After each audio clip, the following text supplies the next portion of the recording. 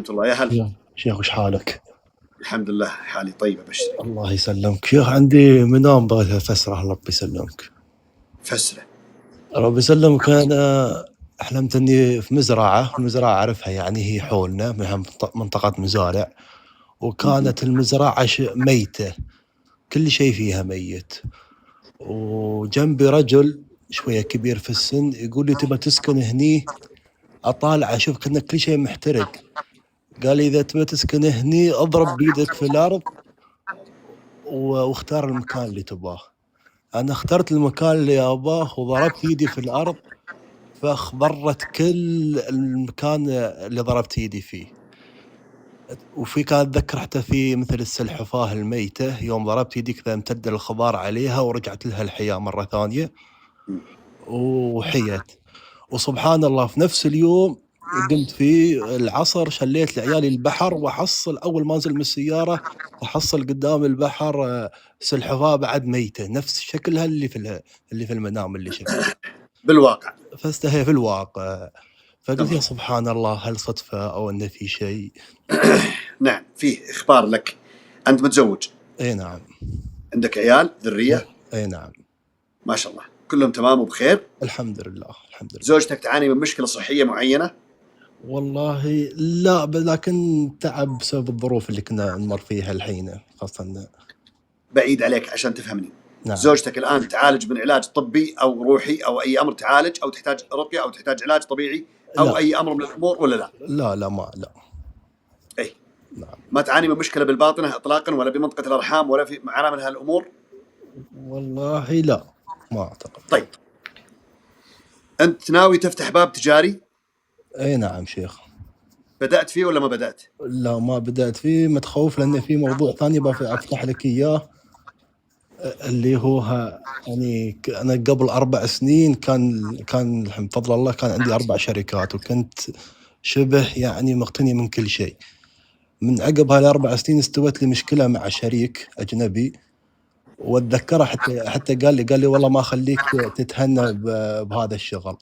ومن بعد هذيك السنة كل الشركات سكرن، كل أموري وقفت، كل سياراتي بعتهن، حتى صار عندي ريال ما يدخل لي 3 سنين ريال ما يدخل لي غير مساعدات إلا من الناس.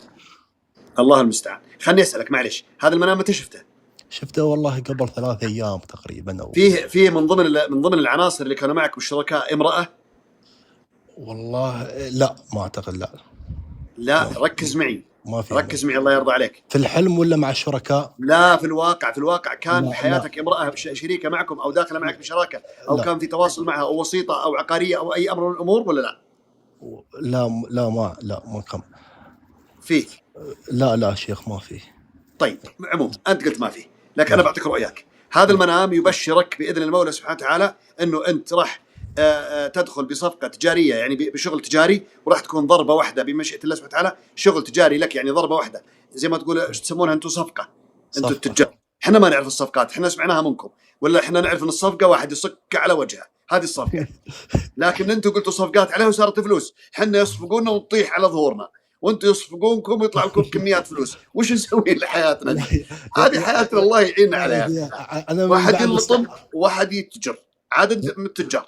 هذه الصفقة اللي انت بتاخذها بمشيئة الله سبحانه وتعالى راح تنقلك نقلة نوعية وترزق بإذن الله سبحانه وتعالى. فلربما كان في حياتك التجارية عنصر نسائي، حتى لو مو بنت ما تعرفها، يعني أدخلت بحياتك سواء عن طريق ساحرة أو عن طريق وحدة معطلة بأسحارها ففعلت ما فعلت. فهذه السلحفاة اللي أنت وجدتها ميتة تتقوقع داخل الظهر حق هذا الواقي لها، وهذه تدل على امرأة متسترة أنت ما تعرف عنها شيء، ولكنها كانت موجودة بحياتك، أفسدت كثير من أمورك، ثم الآن تموت وتنبت لك الأرض وتعشب.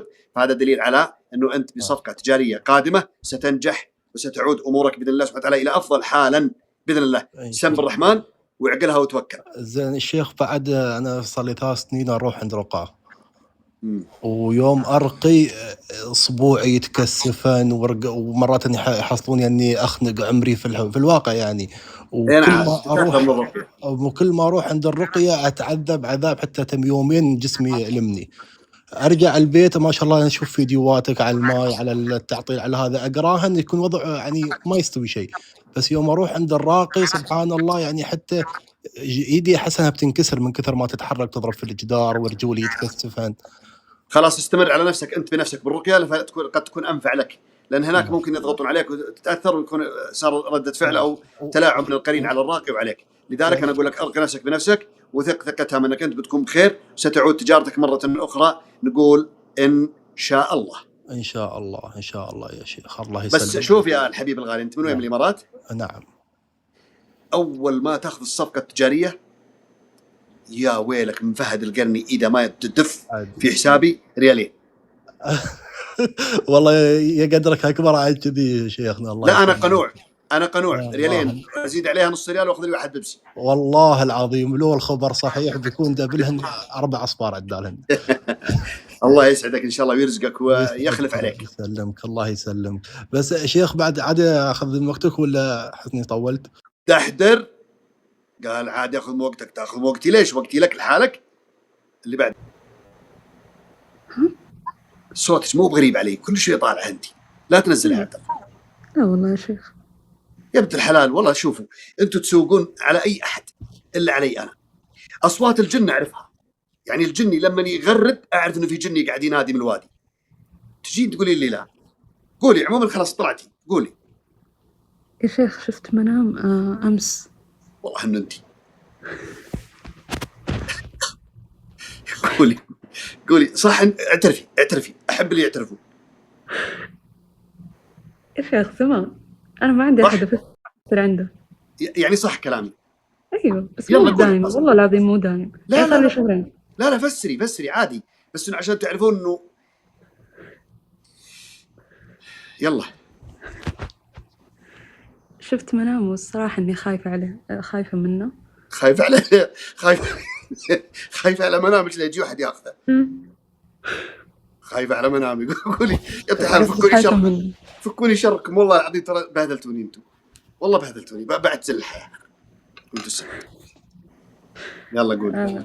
شفت ان الاسنان اللي جنب الناب، يعني الناب اليمين واليسار يطيح بس بدون دم ولا شيء. انا شفت انتبهت لليمين يطيح، ما شفته انه طاح، لكن فجأة انتبهت له كأن اللي صار قطاح من أول. بس يعني عادي عندي ماني لك أخوان وأخوات؟ أيوة لكن يا شيخ طاح وارتحت. أنا كأني ارتحت أقول يعني أخيرا أو حاجة زي كذا، يعني مرتاحة. أنا ماني بخايفة ولا طلع دم ولا شيء. كم عمرك؟ خلاص اسكتي بالله عليك. كم عمرك؟ 24. 24. طبعا غير متزوجة صحيح؟ لا ما متزوجة. عندك أخوان وأخوات؟ أخوان أيوة أخوات من أبوي. في واحد من الأخوان نكد عيشتك؟ لا. في أحد من أخوانك منكد عيشتك ناشب لك هنا؟ مو بشكل يعني قوي، عادي جدا يعني. بس تفرحين إذا سافر أو غاب أو راح أو بعد عنكم؟ لا يعني ما يبي، يعني في أشياء يعني في العائلة، يعني أنا يبي أنا شوف. يعني اسمي المنام حقك قاعد أشوفه مثل ما أنت عارفة حياتك شو شيء. عشان كذا قلت اسمعيني. لا تخافي، ما في أحد بيموت ولا أحد عائلتكم بسم الله عليها بالرحمة الرحيم. في أحد من أخوانك وفي أحد من الخوات. وين السن اللي فرحتي إنه طاح قلتي أخيرا؟ وينه؟ اليمين ولا اليسار؟ اليمين. واحد من أخوانك ما تصدقين على الله إنه يغادر، يروح يسافر يتقهوى يبعد يسكت بس. والثاني اللي على اليسار فرحتي طاحت ولا ما فرحتي؟ لا إنه طايح من زمان يعني ما انتبهت. طايح من زمان. عندك واحدة من خواتك أنت على خلاف ولا لا؟ صغار كلهم مرة صغار. في أسأل فيه مرة بحياتك موجودة على خلاف، سواء أخت أو أمه أو عمه أو شيء؟ فيه عمه على خلاف قديم؟ أيوه. ولا أنت مهتمة في هالخلاف ولا عليه؟ زوجة أبوي. خلاص أنت على ما أنت عليه في هالخلاف، لأنها ما ضرت بشيء وأنت ما ضرتيها إن شاء الله بشيء، لكنه على خلاف مستمر. أما الأخ هذا فأنت ما تصدقين على الله إنه يغادر. يعني ما في شيء خوف. لا أنت الحلال ما عليك خلاف أنت وجبتك. طيب الاستفسار إذا أقدر. تفسري بسرعة يلا. يا شيخ أنا أبوي تعبان جدا جدا مرة، وأنا حاولت أرقيه أكثر من مرة ما يستجيب معايا. جدا تعبان من إيش؟ من كل النواحي. عنده تعطيل قوي، عنده تعطيلهم متزوجة 2 وعنده في كل بيت 10. وين التعطيل؟ وين لا التعطيل؟ والله. الرجال عنده 3 حريم وعنده في كل حرمه 10 وسيارتين برا، جيمس 6 بيبان وهايلوكس غمارتين. يا شيخ ما عنده سيارات، عنده تعطيل. تعطيل مع كيف والله خلفكم والله جمعكم؟ عنده والله واحدة بس، مو يعني مطلق أمي من زمان. طيب تعطيل مش موظف ولا مو موظف؟ لا هو كبير يعني وتعبان، ولا يحب الناس ولا يحب يطلع ولا حتى انا ما احب الناس. اسالك الحين كم عمر الوالد؟ 65 66 كذا. طيب شوفي، طبيعي جدا ان الانسان احيانا يكون هو انطوائي فجاه. كثير جدا، كثير في المجتمع، مو بس في مجتمعنا، في كل المجتمعات الرجال ما يحب يسولف مع حد، جالس في بس بيته. يا شيخ أنا قد فسرت حلم عندك وأنت قلت إنه تعبان جدا. اذا كان فسرتي عندي حلم اشار لهذا الامر ارقيه، او هو يرقي نفسه، او واحد من الاولاد. انت تقول عندي اخوان كلهم ما شاء الله، واحد منهم يجي عند ابوه ويحط يده على راس ابوه ويرقي، يقرا عليه المعوذات والفاتحه. تمام، يعطيك العافية. الله يعافيك. ما انت مقتنعه بس عاد شو اسوي بك؟ شيخ أنا عندي حلمين، وش اللي أبدأ فيها، الجديد ولا اللي قبل 3 أيام؟ عطنا اخر حلم لانه ما ادري يمديك على ذاك ولا ما يمديك. طيب شيخ، أنا في الدوام على موتري طال عمرك، إلا أشوف واحد من الشباب يقال له عبد الله جلام، يأشر على أوراق ويقول لي خليفة 7 المربوط 8، وأنا أقول له لا 8 المربوط 7، وانتهت الرؤية. وانت موظف حكومي او؟ اي نعم موظف حكومي طبعا. في ترقيات عندكم على وجه ترقيات او شيء؟ والله ما به شيء، بس اني انا رافع شكوى بيني وبين دوامي شكوى.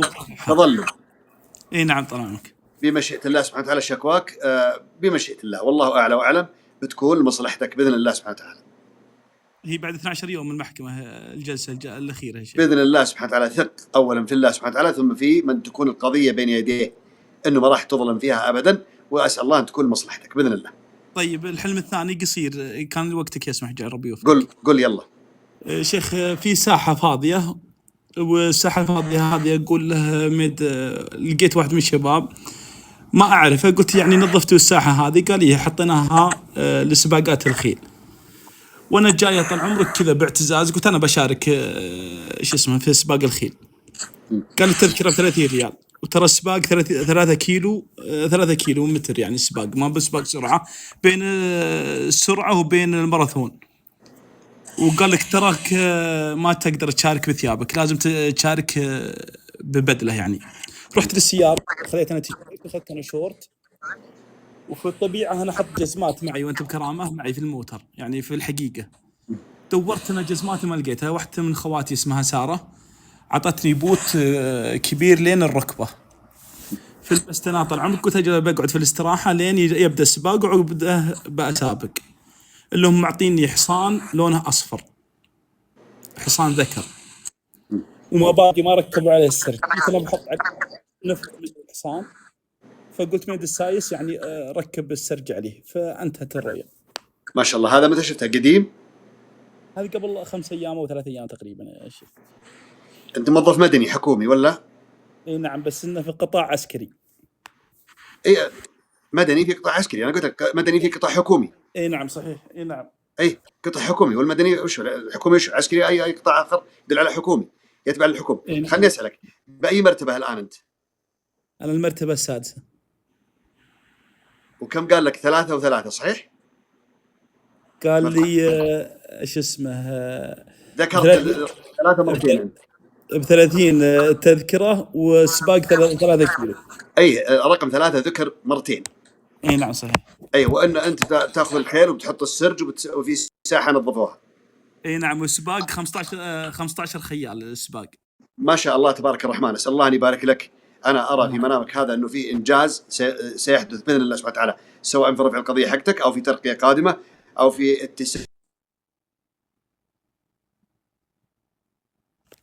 تنظيف الساحه. هذا يدل على انتهاء المشكله اللي انت فيها. شيخ قطع الصوت ما سمعتك، عد ولا عليك امر؟ ما سمعتني؟ بلط البحر وروح انقص الجزئيه ذي. وش اللي تكفى؟ لا الجزئيه اللي انت عدتها بس، والله ما قطع الصوت والله. قلت لك بمشيئه الله سبحانه وتعالى تنظيف الساحه هذه وانه انت تشارك، هذا دليل على انه المشكله اللي انت فيها، اللي انت قاعد تعاني منها، ستنتهي باذن الله سبحانه وتعالى، وربما يكون في ترقيه كذلك، واشير الى ذلك انه الله اعلى واعلم الخيل هذا يدل على خير لك، خير قادم باذن الله سبحانه وتعالى، وانتهاء القضيه والمشكله اللي انت فيها. والله أعلم. الله يبارك في صحتك وعافيتك وعلمك يا رب العالمين. وياك استاذ الله ترى انا على علم على وعدنا يا شيخ فهد. وش والله ما ادري وش الوعد راح